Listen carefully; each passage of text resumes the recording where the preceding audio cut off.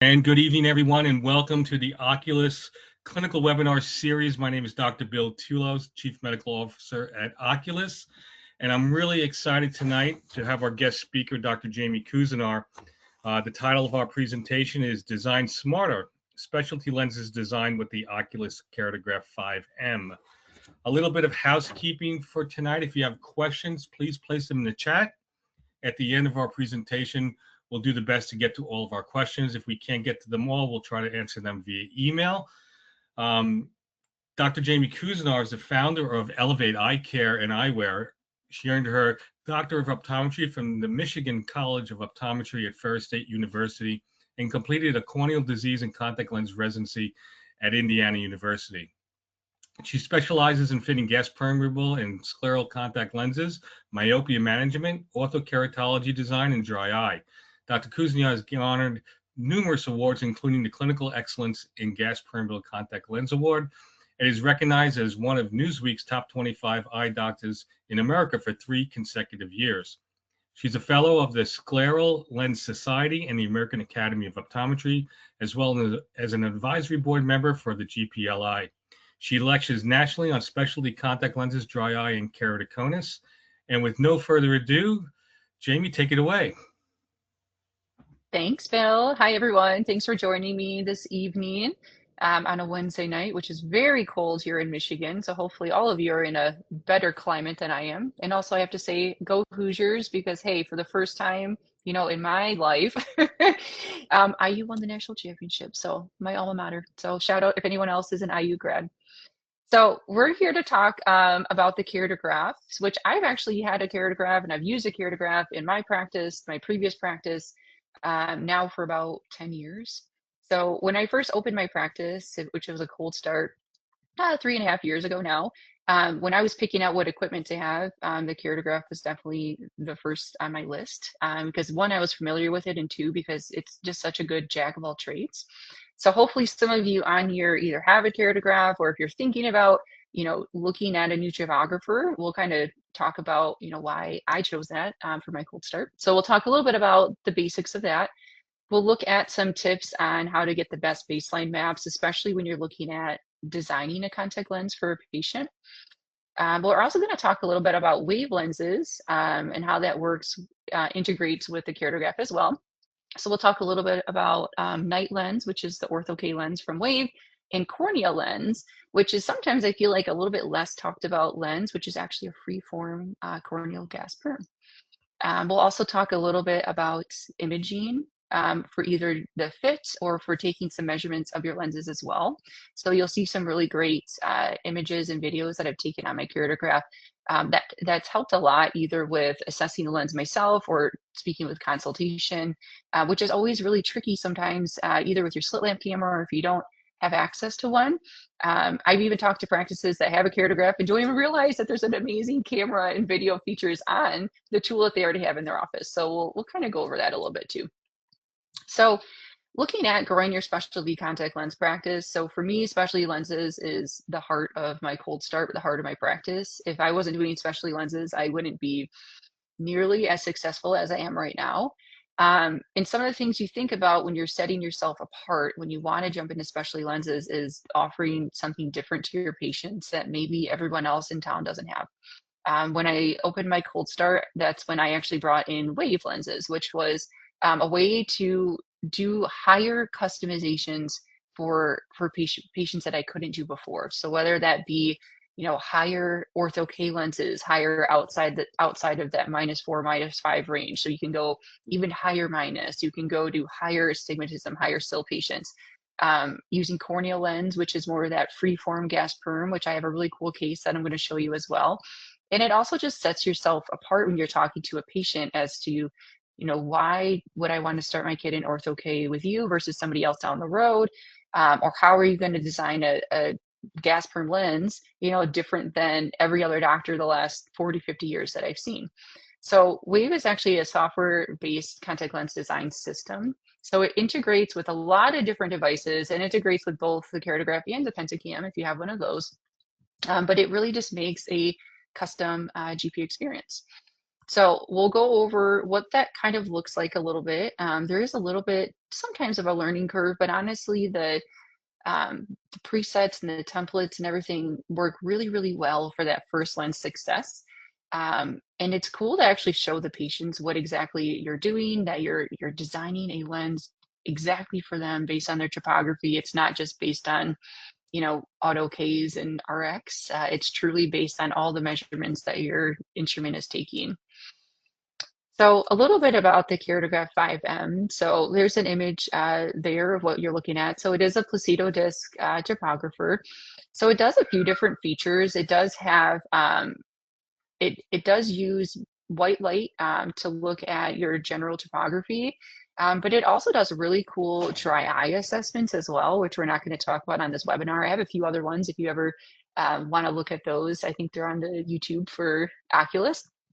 But one thing I really liked about the Keratograph was how it can use that infrared illumination to look at the tear film of patients, to look at their tear breakup. It does meibography. So it's a really great corneal topographer, but it also does imaging and dry eye assessments, which is great. I will say it does not do profilometry. So if you're looking for profilometry, you're going to kind of pivot more towards the pentacam for that. If you're trying to do that scleral profilometry there. So we're only looking at the corneal surface, but it also does meibography, tear film, etc. So kind of looking at the initial capture. So we all know that, sometimes when technicians or ourselves are taking topography, sometimes we take topography to screen for disease, maybe just to get a general idea of what the cornea looks like. But then if I'm actually using that topography to design a highly customizable lens, like a wave lens, you really want to make sure that topography is great. Okay. So some of my goals when I look at the Keratograph is that I want to have at least 75% of that area analyzed. And there's a little number, and I'll show you on the next slide here. So I look for that number to be 75% or higher. Ideally, 80% would be great. So if you can kind of point that out to yourself or your technicians that's taking your scans, the more area that you can get as true data, the better your lenses are going to turn out.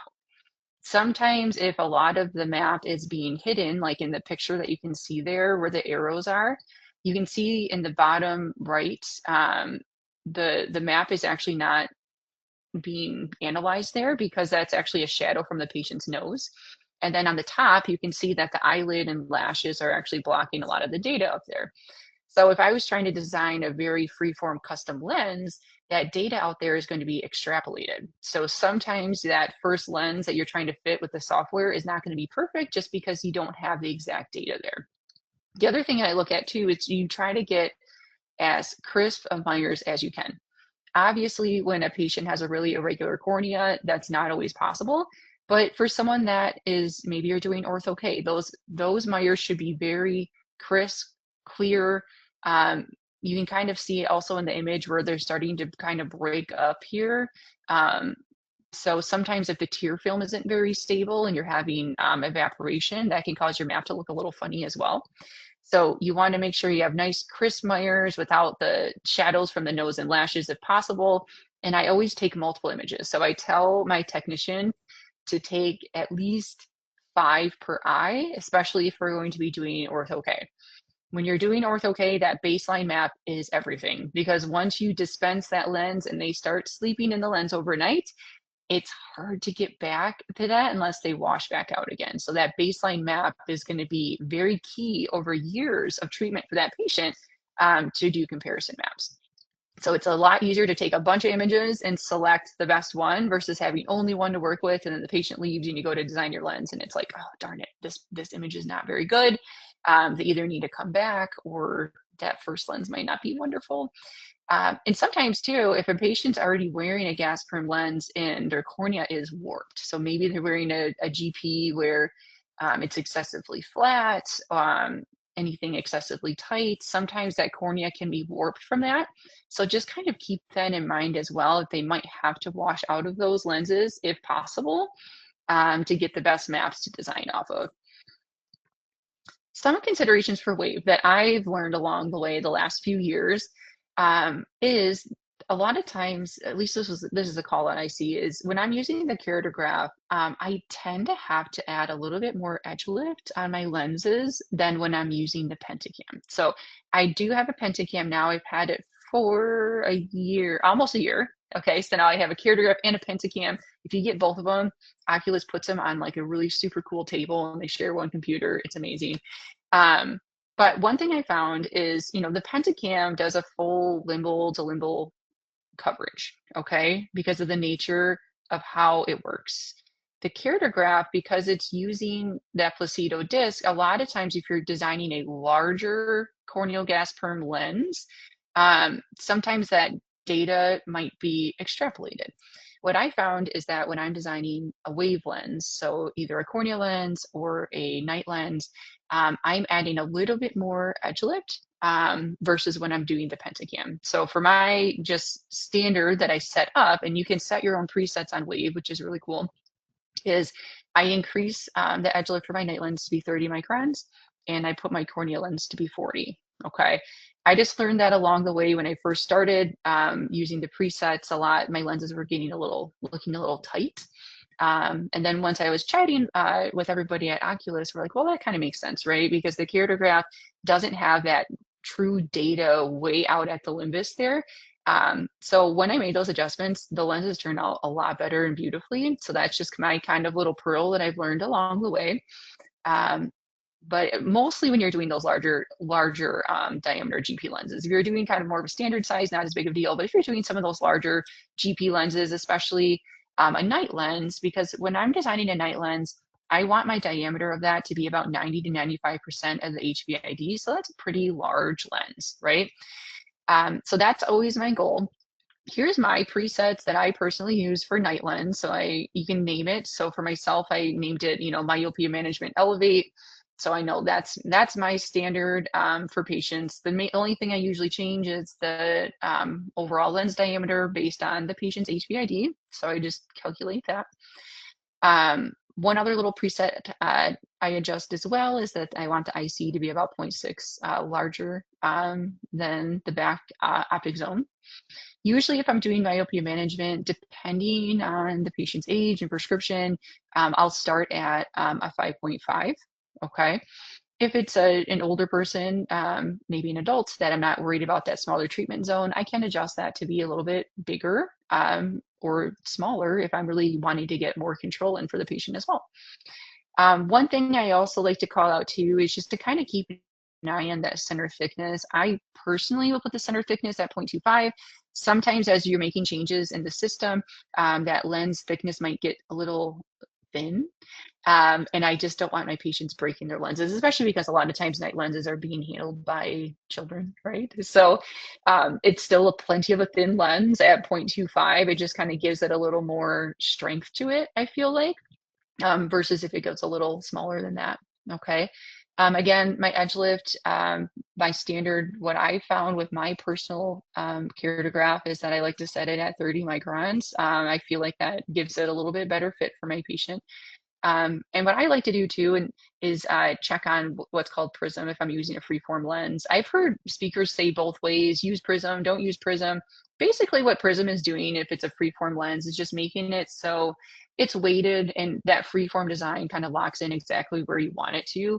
I've just found over time, I like the prism on there. So I'll put that on there. That way I know that that freeform lens locks in, especially if the patient isn't that asymmetric when I'm designing them, just so that way they have a nice, good treatment zone overnight when they're sleeping. And here's an example of one of my night lenses in action, okay? So this was a 17-year-old that actually self-referred herself to me from about 45-minute drive away. And she actually came in wanting ortho-K because she heard about it on TikTok, okay? So these kids are learning everything on social media, TikTok, whatever. She made the appointment. She brought her dad with her, and she just said, I want an ortho-K lens because I heard about them online.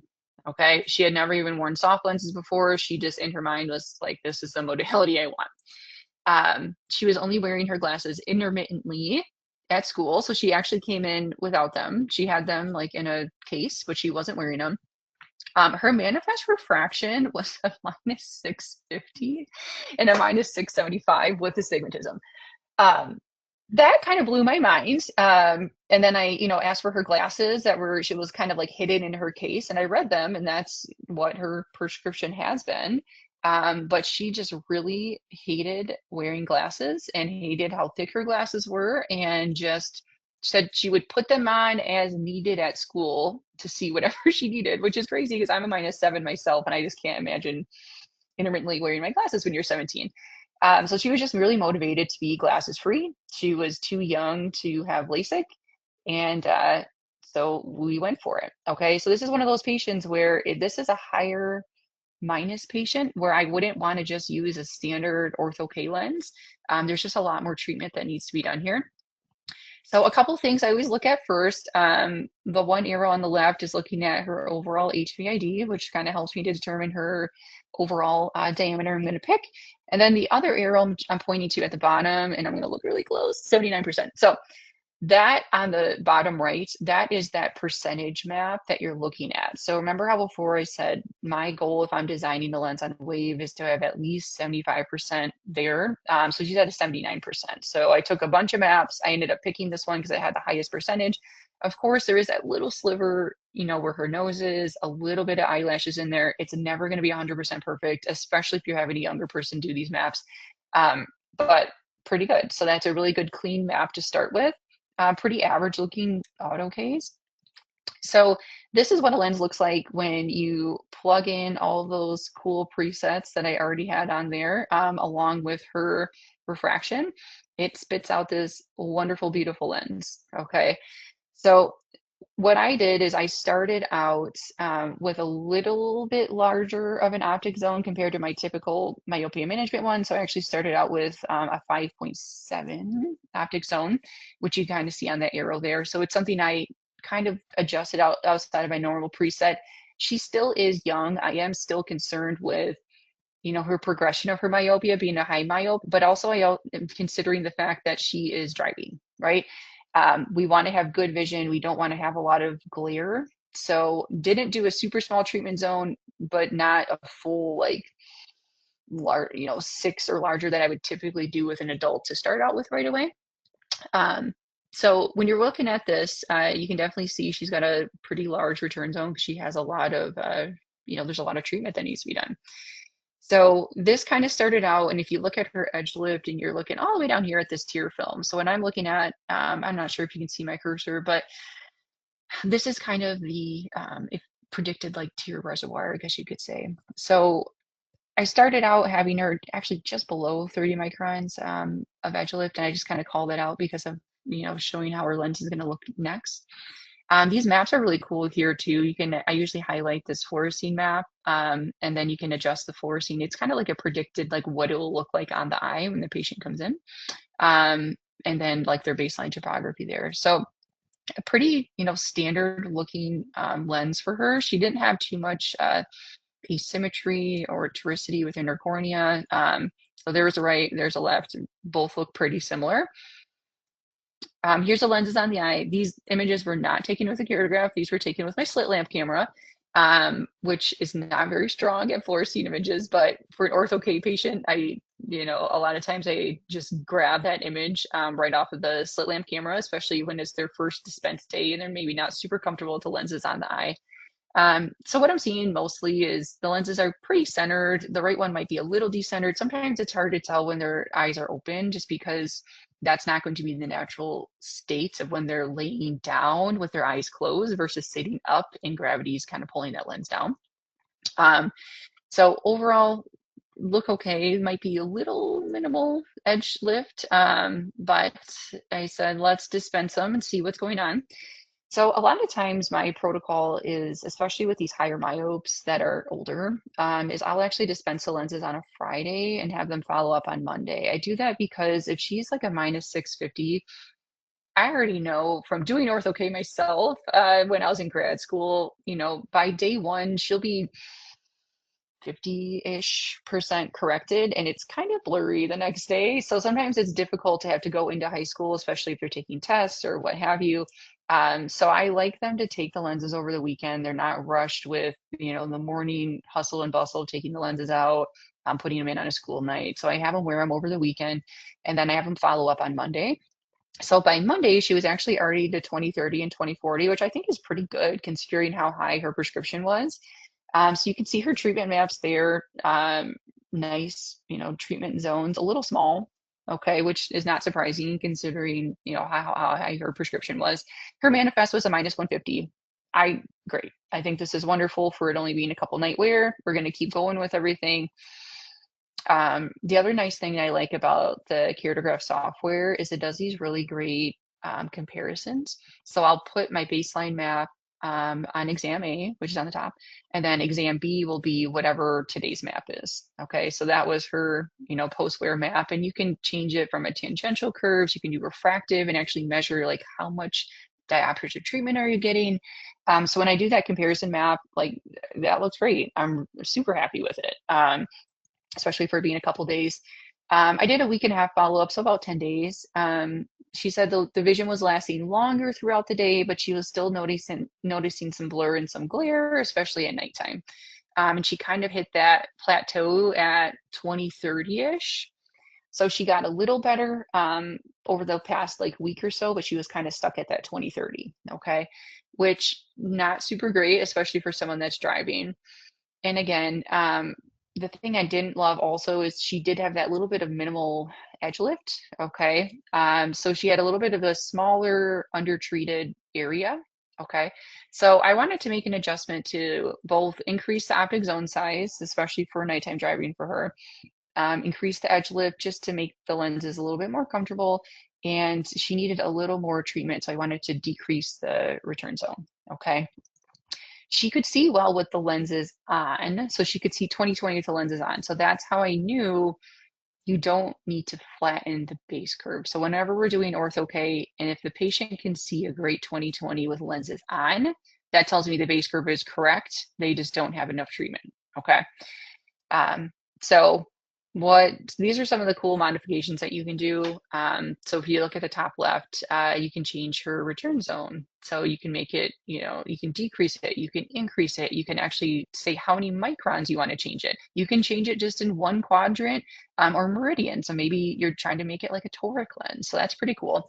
The top right, you have your alignment zone. You can, add or subtract any edge lift. And also increase and decrease sag there as well. And then on the bottom is where, it can show that you can actually increase or decrease that optic zone diameter or your treatment zone. So in this patient's case, I wanted to make it a little bit bigger, and you can change that by 0.1 millimeters. So that's super precise and specific. Conversely, if you had a patient that was really young and maybe their myopia was progressing and their treatment zone was a little bit too big, you can decrease it, kind of tighten it up, give them a little bit more control. So you have a lot of different options with Wave to really control the lens design yourself instead of having like set jumps of like 0.5 or what have you. Okay. So this was her second lens after I modified it. So some of the major things, let me see. Oh, I don't have arrows on here. So some of the major things is the optic zone. I actually moved it up to a 6.2. I know like her treatment is actually probably going to end up being a little bit smaller than that. I was just going to try to push it as big as I could get it with how high her prescription was, especially with her night driving complaints. And then we lowered down the return zone a little bit. And then I also made a lot of edge lift. This looks kind of crazy on the bottom. And I kind of had to get over that in my own mind. Whenever I have to troubleshoot a wave lens to be like, it doesn't look picture perfect on the tear film. What really matters is what the lens is looking like on the eyeball. Okay. So that looks like, wow, that looks like that would be so much edge lift. In my mind, I know it's totally fine. She didn't have enough edge lift before. When I was at like 25-ish microns of edge lift, she'll be at like 38 or 36. It's only 10 more microns. So I put a little bit more edge lift in there. And there is her treatments. Okay. So I had her wear the lenses for 2 weeks, the new ones after dispense. just to give it a little bit more time to let that treatment really open up for us. And she ended up at 2025 plus in 2020. This was at an evening appointment. So one of my later slots at like 6:30 at night. So that's pretty darn good for a couple weeks out. You know, minus a quarter in the right eye and minus 50 in the left eye. And what you can also notice too is that the zones themselves are larger. Okay, so this is like a comparison side by side. The right lens, the left image that you're looking at here is the first lens we did versus the new lens. So really it's looking at how her treatment is a little deeper, I guess you could say, and a little bit wider. Again, there's a really cool way to do like a format comparison as well. And it can actually show you like the whole, you know, how everything went, which from her baseline to her 3-day follow-up to her 10-day to the new lens, just kind of watching that treatment get bigger and give her a little bit clearer vision. So all really cool, nice things. Sometimes it's nice to show the parents this as well. Like, all right, this is the change that we made. You see how our map looks so much better. They like it. Sometimes they take pictures of it. Like, I don't know. So cool, really cool thing to do.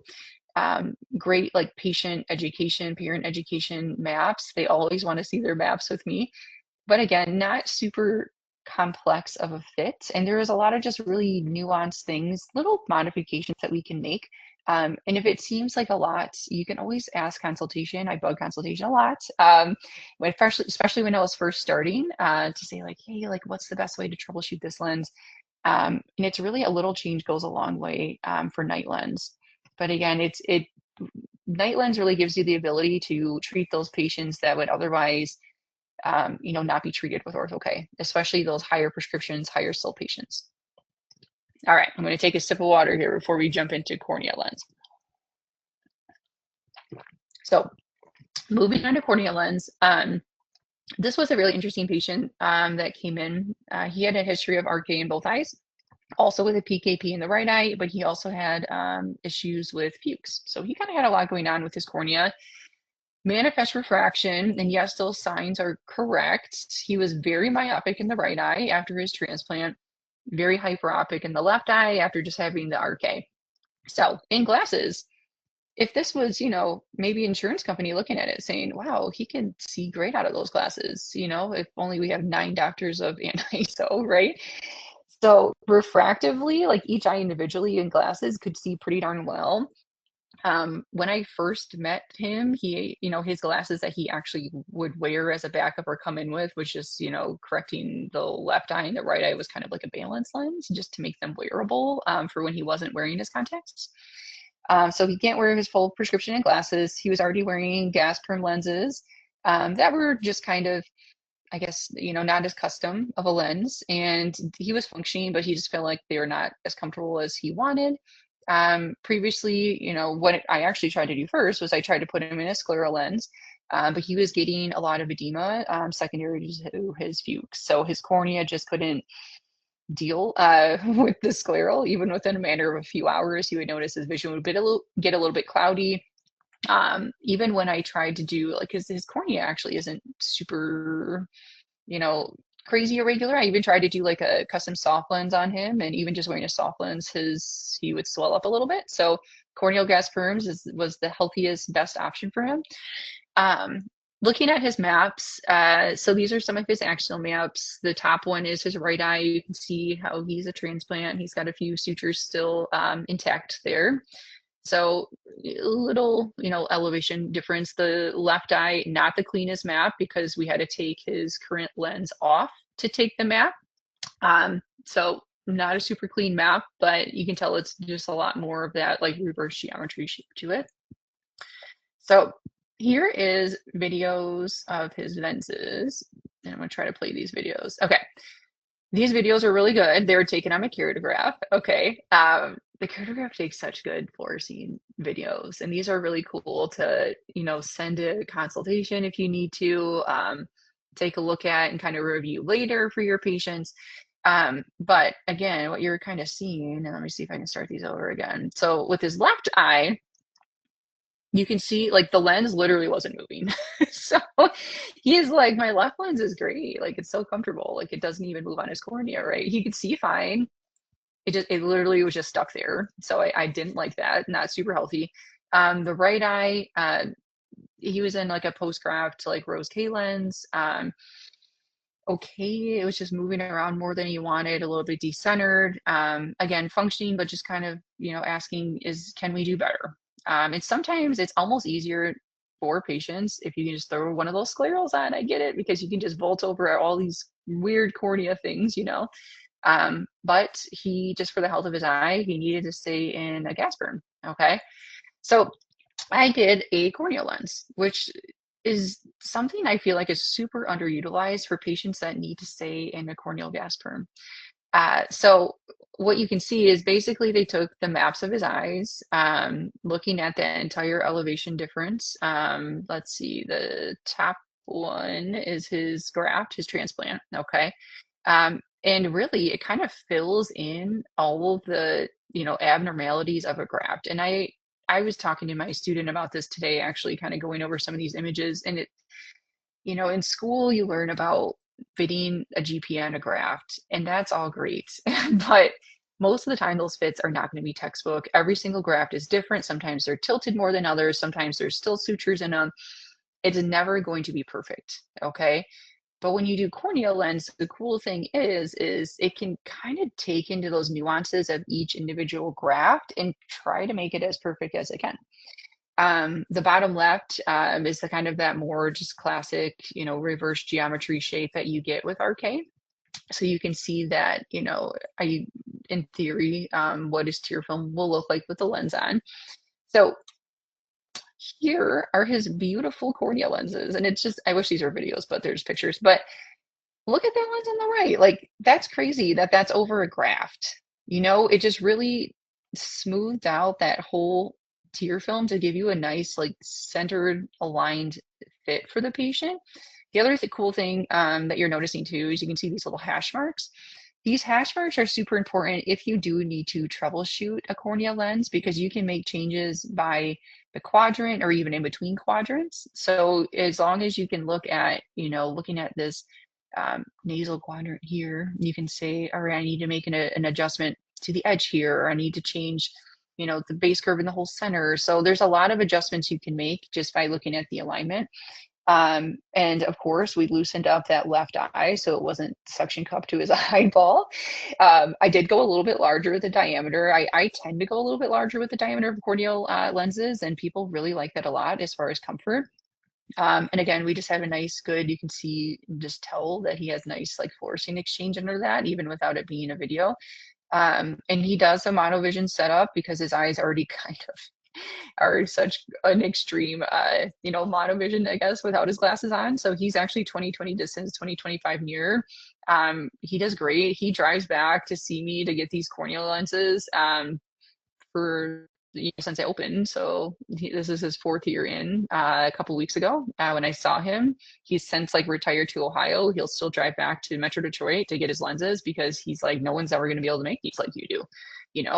He's tried the off-the-shelf lenses, and these are what he needs, and he values them. So it's been a really, really super cool addition. I do a lot of scleral lenses in general, but these have been really fun. GPs aren't dead, so there's still a lot of GP wearers out there that need some love as well. So I'm going to transition a little bit to, how do I use my Keratograph for my scleral patients? So obviously I don't have, scleral profilometry on the Keratograph. That's something that would be on the Pentacam. So there's still a lot of really good features that I can use on my Keratograph when I am designing scleral lenses to try to get a more precise fit. And this is something I've done on my Keratograph for, I don't know, years, like 8-9 years now. I've been doing this, using the Keratograph to help design my scleral. So I use it a lot actually to design something called a microvolt. So microvolts are on the lens I use a lot, which is called NightLens. It's a way to make an elevation change at the edge of the lens. And for the longest time, it was kind of like, man, how do I know exactly where to put this little microvolt? How do I know the exact measurement of it? And I've heard people say, like, use the slit lamp and kind of the beam and measure and guess.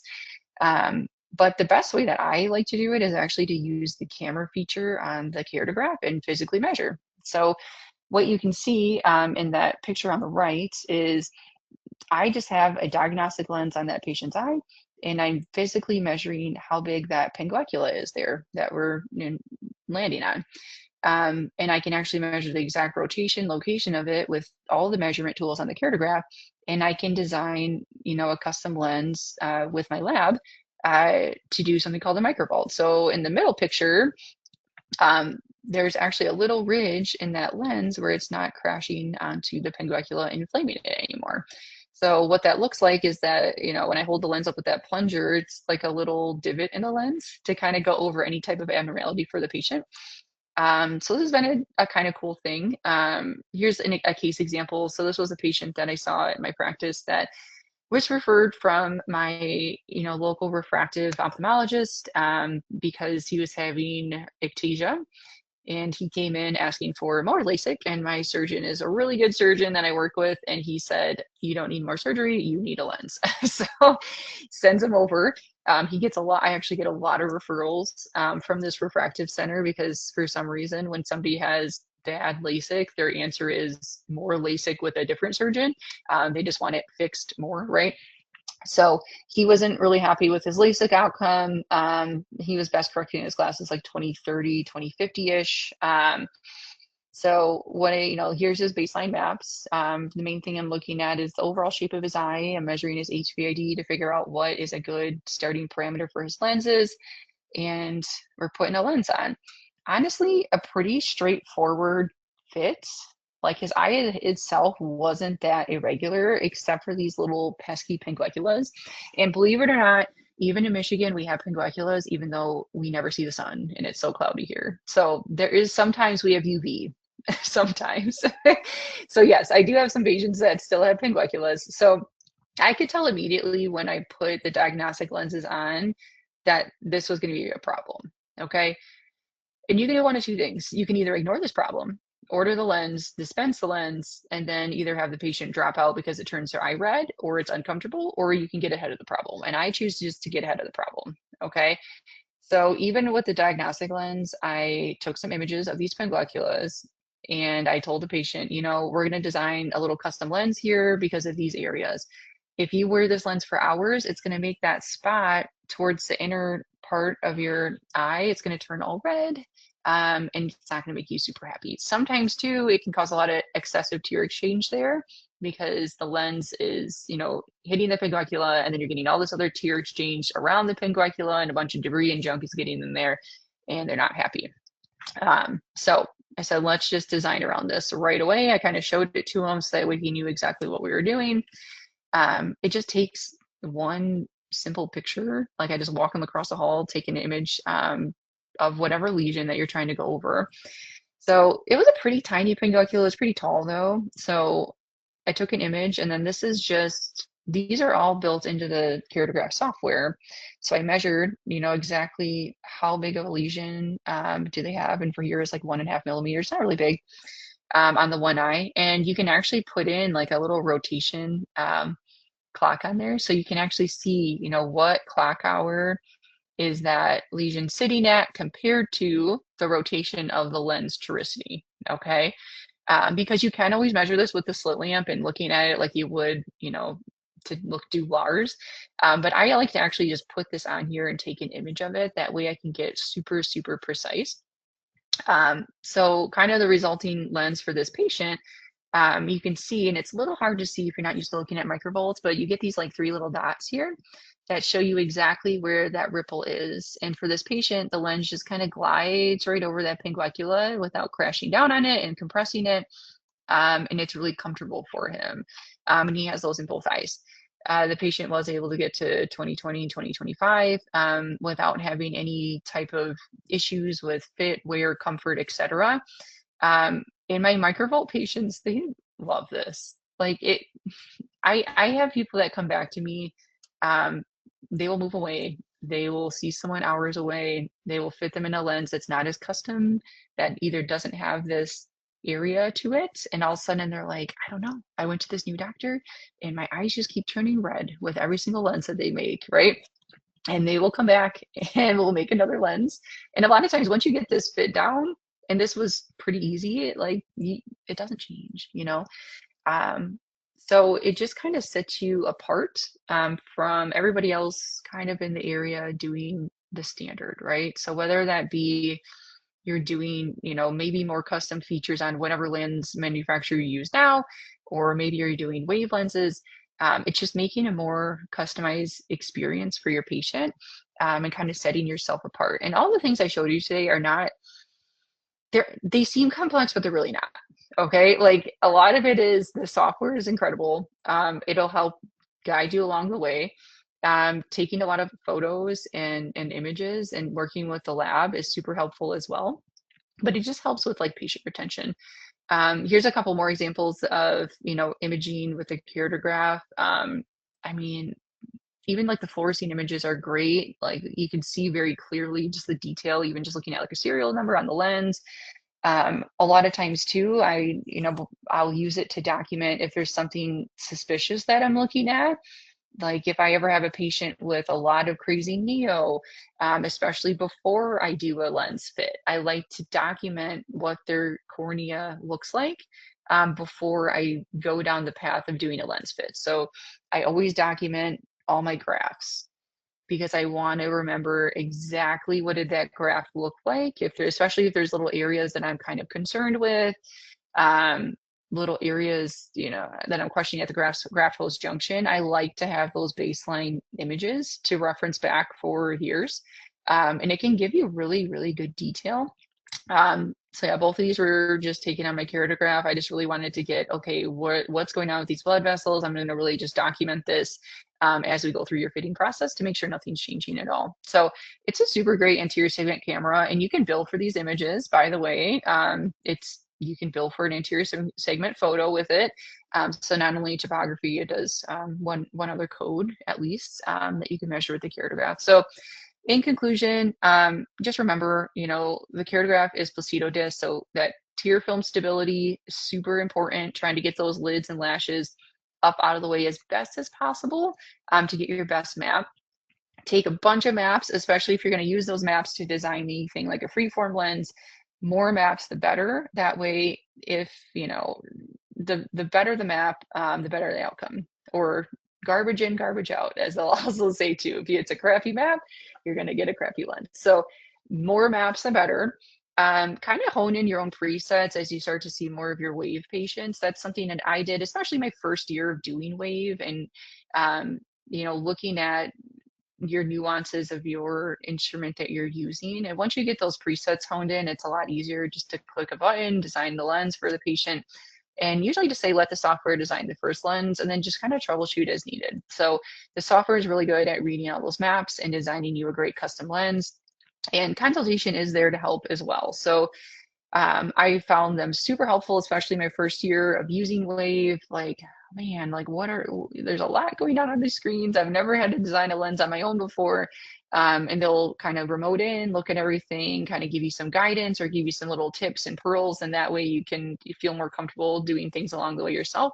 And then also don't forget about the anterior segment tools, camera tools. Like I said before, I have visited a lot of different practices and they will have a Keratograph and we'll be talking about like designing a microvolt. I'm like, oh, we'll just take a picture with the Keratograph. They're like, I could take a picture with that thing. I'm like, yeah, you've had it for 5 years. You've never taken a picture with it. So there's a lot of really great tools you can use for that. The anterior segment camera tool. And we didn't even talk about the whole dry eye suite, looking at mybography, looking at everything with dry eye that goes along with your specialty lens patients. So it's a really great jack of all trades. That's why I'm like very, team Keratograph here, even though I do have a Pentacam now. Now I can't go back. Now I can't not have a Pentacam, but I also can't get rid of my Keratograph. That was one thing that people asked me when I got a Pentacam. They're like, you need to trade in your Keratograph? I'm like, why would I do that? They do different things. I need both of them. Just give me the mega table with the two of them, All right. So any questions that we have? Jamie, first of all, lots of great pearls there. In under an hour, I mean, I can't even count how many things I wrote down on my little cheating sheet here. So great pearls for us docs out there fitting lenses. One thing I'll add to what you said is I get the opportunity to talk to a lot of lens consultants at different labs, and they say there's nothing better for them than having a picture or a video of the fit when it needs to be troubleshooted. So as much as Exactly. most of us are pretty good at describing what's going on, the picture is really the best thing. And so it really is helpful to get to that final lens to reduce the number of remakes and cost of goods and chair time and all those things. So it's really good. My first question I have, I'm scrolling through here. Given that the Keratograph is placido topographer, like all placido topographers take reflections off the tear film, a lot of patients, especially irregular cornea patients, have compromised tear films. Do you do anything to prepare the tear film before you actually take your Keratograph images, such as artificial tears? And if so, what kind do you prefer? A lot of times I don't need to. But if I do need, if someone has especially dry eyes, I just like using my Optase drops, to be honest. I'm a huge Optase fan. So I'll just use Optase, but honestly, a lot of times I don't. Um, I I do pretty well. I do pretty well with the Keratograph. All right, so I'm a big fan of Optase also. So I'm going to ask you personally then, which Optase drop would you use? Since there are so many different, there's 5 or 6 different Optase drops. Do you have a favorite yourself? I always like it, Optase Intense. Okay, it's My purple. patients Okay. are obsessed with that drop. They're like, I had to start selling Optase to my office because so many people were obsessed with Optase and it was hard for them to find it. They always call it the purple drop. I don't know if anybody else on the is listening likes Optase. Yeah, I just started stocking it because people were like obsessed with the purple Optase drop. It's crazy. yeah, So that's it's a been good my drop, experience also. And this, again, not I have no financial interest in Optase, but right? yeah, those drops Same. It's are really well accepted by patients. And I use about 4 different Optase drops yeah, depending on the type of dry eye. Our next right. question, you talked a little bit about choosing your diameter for ortho-K patients, but can you comment a little bit more on your initial diameter choice for a waved corneal lens patient? Do you put a trial lens on? And if you do you do that for diameter and base curve, or do you do it just for power, or do you not even put a trial lens on when you're fitting a cornea lens patient, a waved cornea lens patient? Hmm. The only reason why I'd put a trial lens on would be to get like an over refraction. You know what I mean? That would be the only thing if the cornea is kind of junky and I need to get a good over refraction for power. But otherwise I don't. I'm trying to think, how do I normally do the cornea lens ones? I think I just do whatever is in the preset, to be honest. Mm-hmm. I already have my own little preset set up. So whatever it recommends for my Do patient is you usually what do I you do that. always What do you, choose a freeform when you do a cornea lens? Is it pretty much a default freeform also? Yeah, I'm always doing free fall because if I'm doing corneal lens, it's for a patient that needs a free form lens, if that makes sense. Exactly. Yeah. But it's kind of funny when I first got my Keratograph, I was like, I'm just gonna do corneal lens on everybody. And I had this patient that had a very normal spherical eye, and I was like, I'm gonna do a free form lens just because I've never done a corneal lens. And she was like, "This is the best gas perm lens I've ever had in 40 years." And I was like, it was probably overkill. Like she could have just had a spherical corneal gas perm lens, and she was like, "This is the most comfortable GP I've had in decades." And she's sent all her family members to me. It's like the funniest thing. I'm like, she was just like a -2, You and gotta I love don't know, even just doing like the free form, like to her, it must have just been, I don't know, it's just more custom, right? I don't know. I'm all about it, so might as Do well. you have your Keratograph and I guess and your Pennicam? Do you have that available in your exam lane so you can actually show patients video or images and things like that? Or do you have the Yeah, actual? for sure.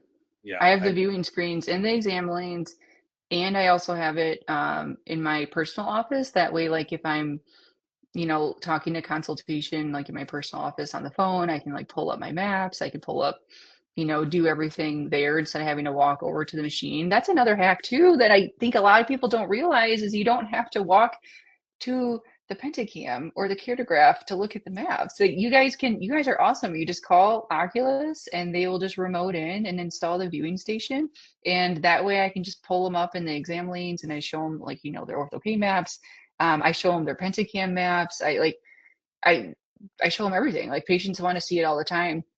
I was at a huge hospital-based practice and they didn't have any viewing stations and they all had to walk up a whole flight of stairs to look at the Pentacams. I was I yeah. was like, you guys know you can just It get a viewing shocks me station. how And many their yeah. mind was like, I've been walking up and down these stairs to look at every pentacam. I'm like, what is going on? You know what I mean? So some of these things are simple, but it will make your practice so much better. And like anytime viewing stations, patients love viewing stations. Like they think it's the coolest, highest tech thing in the world.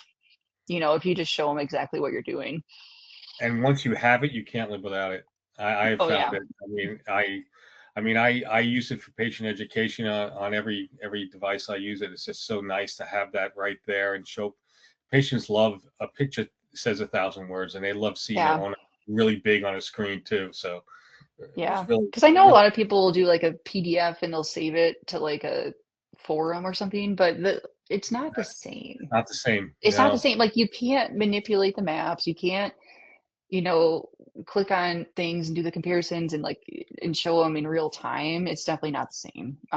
So yeah, I'm a Do big you ever fan of the use viewing do you ever stations. use the Wave software in front of a patient or a parent to show them what you? I mean, maybe not actually order a lens, Mm, but actually design. I'll show them the design.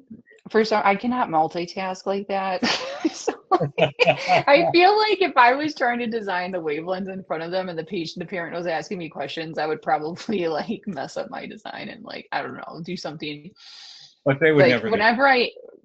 I know, I but whenever mean, I order my lenses, I need to be like in a left like alone. a chamber of like nobody talk to me because And that's the my beautiful brain will thing be about wave distracted. lenses too. You can order them from any place in the world. You can sit in an airplane and Yep. order them. You can sit at home and Use order them. order them. Yeah. But I got you could show them like the design and everything, and you can pull up the design like at any point in time later on too. I don't manipulate it. I know some doctors do that. Yeah, I like to make it a practice I differentiator since I know most people don't design them that way, and most people just like you said before, they use K's in refraction and they call a lab. I like to make a distinction to my patient, especially my ortho K patients, that this is what we're doing and man, this is why we do it I have this too way. many engineers. I have too many engineers. Metro Detroit, everybody's an engineer.